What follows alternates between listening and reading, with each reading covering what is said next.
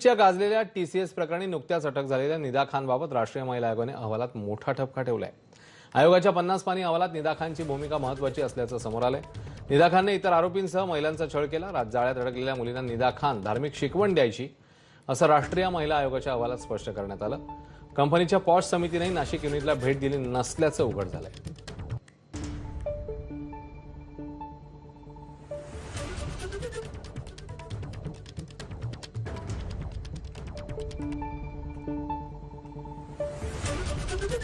TCS प्रकरणातल्या इतर आरोपींएवढीच निदा खानची भूमिका मोठी आहे। इतर आरोपींसह निदा खानने मुलींचा कसा छळ केला हे या अहवालात नमूद करण्यात आले। तर निदा खानवर संपूर्ण प्रकरणात महत्त्वपूर्ण विशेष जबाबदारी सोपवण्यात आली होती। दानिश, तौफिक, रजा मेमन मुलींना अडकवायचे, त्यानंतर निदा धार्मिक शिक्षण द्यायची